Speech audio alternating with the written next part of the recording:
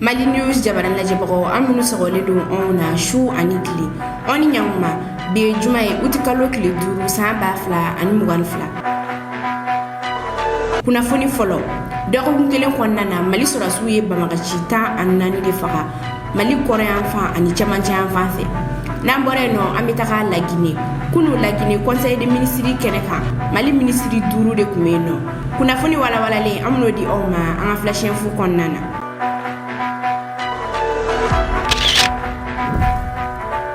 bisimile aga flashen fo konnana komi tuya fo nyana madame nena dokun kele konnana Mali sura suye bamagachi ta annani de faga o wilika jo ale damnena jumate ni jouer kalo kile muga ani kononto kata kunche arabado uti kalo kile saba sebe ale bora kunu alamsa uti kalo kile nani de Mali sura suga mala sela fe ni ale togo ko colonel Suleiman Dambili Mali sura suga ndokun kele wilika jo senfe siya kungele no bamagachi ta annani na yolu mene Mali sura suga wiliga join senfe we bamaga chuga mugujugu marfa ani mugujugu glamina chama ni menola Mali sura suye bamaga chuga mobili moto telefoni arajo tele kalalige machine balo talki walki onanyo ona chama uyode mene bamaga chula ogani wiliga join senfe ni wiliga jo bela jele alekera operation Maliko okumne konnana Colonel Suleiman Dambili ga seben konnana ayira ka fo ko Mali sura su chesileno bamagachu nyininina we ku jijaleno Malion anu bolofeon la kana difenela kuna foni flana sema noe bamagachi je kulu koro uluga kelegece bata ani saba ore bina do Mali armela denendo utikalo kile folo Mali gouvernement ani bamagachi je kulu koro minu tegeno bla accord d'Alger Nyogoni ale damnena nyogoni ale kunchera arabadoni utikalo kile saba nyogoni keneka Mali gouvernement ni bamaga tije kulu koro we foka benke kuru sabadila kuru folo John ne bena do Mali armela bamaga tije kulu nunu chela Mali gouvernement yira ka fo ko sema no le bamaga tije kulu koro ko luga kelege bata an saba ore bena do Mali armela sanfla na taina sema mogo ku ya yira ka fo ku akelege chemunu bena do Mali armila ko keme sarala ko mogo ta ko oluka ngake jalatigu sema mogo ku ye Mali gouvernement nyininga uga kelege chemunu bena do Mali armila John de bena ke category A John bena ke category B Mali gouvernement yira ka fo ko commission bena sigise nga ko commission de beno ko bela jili jalatike kuru flana bamaka tije kulu koro keren yana sema mogo ya yira ka fo kuka mogo minu bena do gouvernement nga service bawla ko ko lu joyoro fo Mali gouvernement yira ka fo ko commission bena sigise nga ko commission ne beno ko bela jili jalatike sema mogo ku ya nyini Mali gouvernement fe kuka kelege cheminu bena do Mali armila ko ku joyoro anu ubena bla niveau na ko fo Mali gouvernement yira ka fo kuti jene chogo ya shidela Mali gouvernement ani bamaga chije kulu koro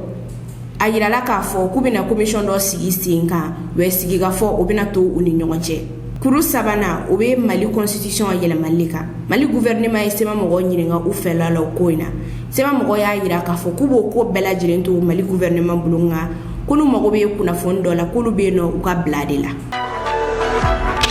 kuna foni sabana Mali ministre duru de sera la Guinée conseil des ministres la ni onye mogo to ko colonel Mamadi Doumbia ni ale la Guinée jamna kuntigi sani Mauritanie tagache colonel Assimi Goïta ka ministre duru de ci ka taga la jide ko taga boya masenke anyeshi la Guinée jamana kuntima sabula embargo bine Malika la Guinée de kera jamane mi dona Mali jigi koro ka siraw daele ani ka frontière daele Mali o délégation nyemo ale to ko Abdoulaye Diop ni ale Mali ministre mi sigilendo Mali ani jamana were ko nyina boli kama délégation mogoto uli Mali gouvernement ga pamala sela colonel Abdoulaye Maïga Mali ministre mi sigilendo warko kama Mali ministre mi sigilendo jago kama ani Mali ministre mi sigilendo bolfenko kama ulu bela jelene kunsemeni tagamaina Mali ministre duru nunu sele la Guinée Mamadi Doumbia ni ale la Guinée jamana kunti ayira ka foko Mali ani la Guinée ko bela jele jamana kelene waka kelenu ga conseil des ministres daele uyi ore kum konnana Mali ministre duru uyera la Guinée conseil des ministres la nu okera kunu alamsa utikalo kli nani Abdoulaye Diop ni ale Mali ministre miskileno Mali ani jamana were ko nyana boli kama ayira ka foko danaya de be Mali ani la Guinée ni nyogonche la Guinée ministre miskileno la Guinée ani jamana were ko nyana boli kama ali ala donia ka foko ni ko manga bali mugola ko sabula mɔgɔ min ye Mali ka yɛrɛma hɔrɔnya d'a ma ni o ye Modibo Keita ye ani mɔgɔ min ye La Guinée ka yɛrɛma hɔrɔnya d'a ma ni ale tɔgɔ ko Sékou Touré ko ni jamanakuntigi kɔrɔ fila ninnu kun ka laɲini de Mali ani La Guinée a ka kɛ jamana kelen i n'a fɔ Sékou Touré yɛrɛ b'a fɔ cogoya min na ko le Mali et la Guinée sont deux poumons dans un même corps. La Guinée ministre min sigilen don La Guinée ani jamana wɛrɛ ko ɲɛnabɔli kama ale y'a ladɔnniya k'a fɔ ko ni jamanakuntigi kɔrɔ fila ninnu k'u ka laɲini o sabatira. Conseil des ministres kɛnɛ kan Mamadi Doumbouya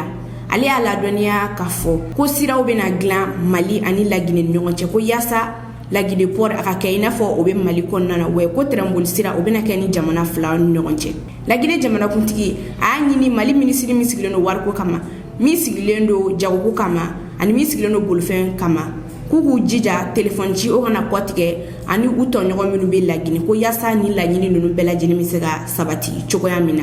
nka an ka jɛ an ka Abdoulaye Diop yɛrɛ lamɛn ani La Guinée ministre min sigilen don La Guinée ani jamana wɛrɛ ko ɲɛnabɔli kama u bɛna kuma nanzarakan na. Il a parlé de l'union Ghana-Guinée-Mali et ça explique tout. Et maintenant, les circonstances actuelles font que ce qui était théorique avant devient de plus en plus pratique. Et on voudrait remercier nos deux chefs d'État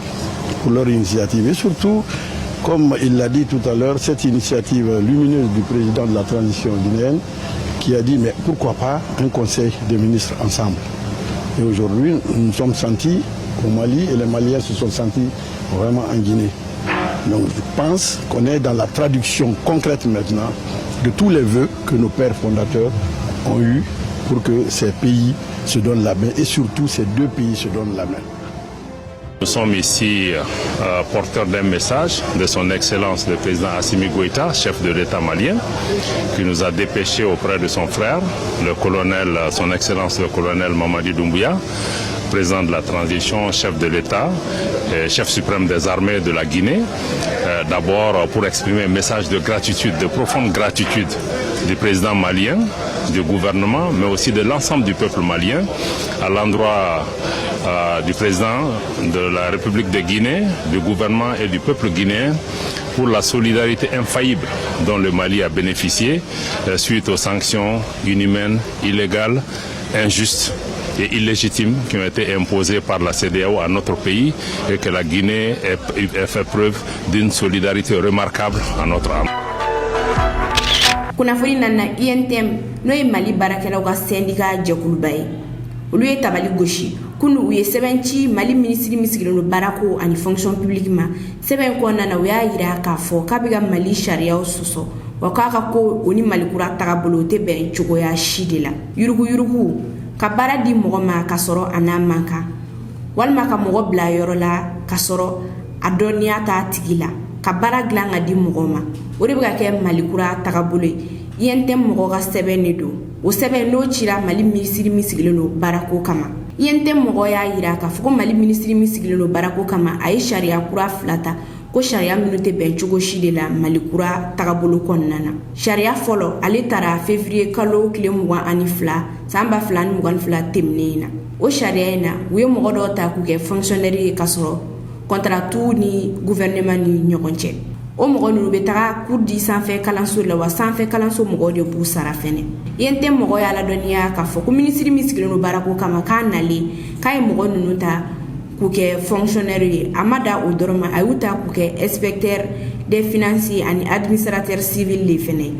ko k'a sɔrɔ ni mɔgɔ ninnu n'i bɛ fɛ ka nin baara sugu kɛ i bɛ taga ENA de kɛ olu bɛ sɛbɛn d'i ma min b'i yamaruya ka na nin baara sugu ninnu kɛ sariya filanan INTM mɔgɔ y'a ladɔnniya k'a fɔ k'u tɛ se k'u da don kan cogo si la ni o taara juillet kalo tile 26 tɛmɛnen o sariya in na Mali gouvernement kun ye mɔgɔ dɔw ta baara la lisansitigiw u y'u kɛ catégorie B ko sabula lisansi de b'u bolo nka kɔfɛ recrutement minnu kɛra u ye mɔgɔ minnu ta lisansi la u y'u kɛ catégorie A de o kɔfɛ catégorie B tigiw u y'u ka wulikajɔ kɛ u ka wulikajɔ senfɛ tribunal ye jo di ma o décret cilen ka taga di ministre ma min sigilen don baarako kama a ye décret in kuru k'a bila a kɛrɛfɛ INTM mɔgɔ y'a ladɔnniya k'a fɔ ko ye wale ko wale min tɛ bɛn cogoya si la mais k'olu tɛ jɛn n'a ye ko wagati min na u bɛ ka dɔw layɛlɛ sanfɛ k'u kɛ fɛn bɛɛ ko wagati kelen na u b'u sen da dɔw ka kow kan INTM mɔgɔ y'a yira k'a fɔ u ka sɛbɛn kɔnɔna na k'olu bɛ transition kɛ u bɛ ka transition jukɔrɔma don ni o ɲɛmɔgɔ ye colonel Assimi Goïta ye nka k'u tɛ se k'u sigi cogo si de la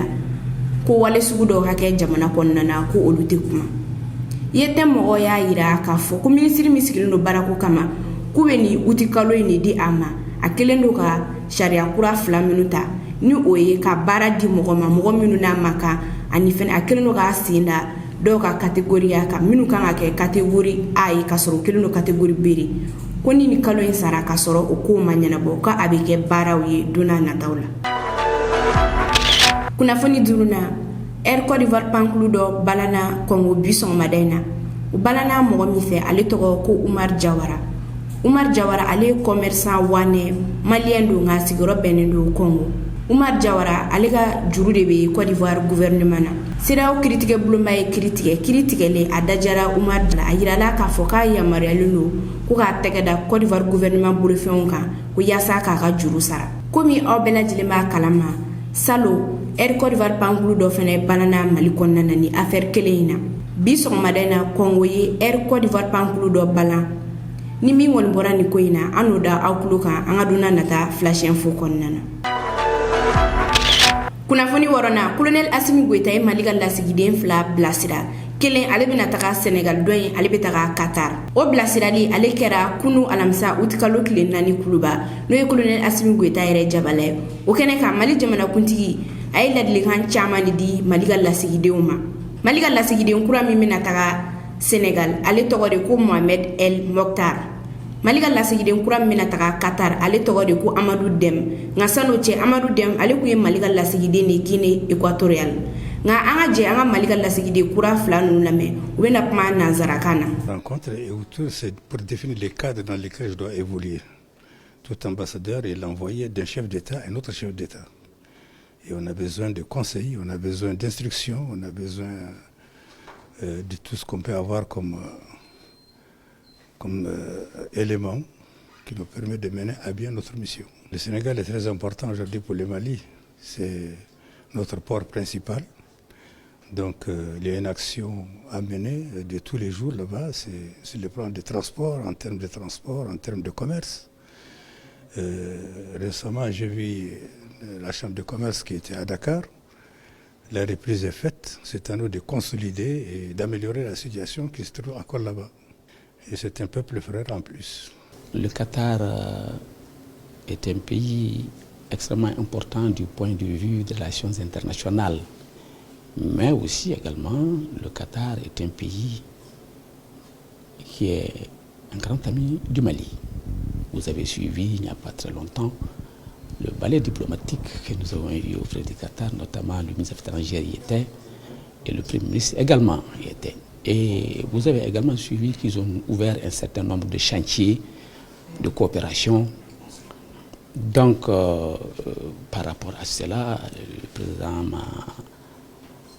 expressément indiqué d'aller voir pour que ceci puisse arriver à l'aboutissement aussi rapidement que faire se peut. Et en même temps, il m'a également instruit de voir dans le cadre de coopération de notre jeunesse, nos ressortissants, ce qu'on appelle la diaspora, qui est présente également au Qatar, de voir si peut on trouver des conditions réglementaires d'organisation qui permettent à ceux-là de travailler dans certaines facilités. C'est-à-dire le fait de pouvoir venir, c'est la base d'échange des travailleurs. C'est un problème qui lui tient particulièrement à cœur. Nini kunye anga bi flash info ka daw kloka oni che aga la mel ko nyumana anga foli be an laje baga belajili keren yana minu be ga laje ka bo Mauritanie aw kambe dogo kunwere.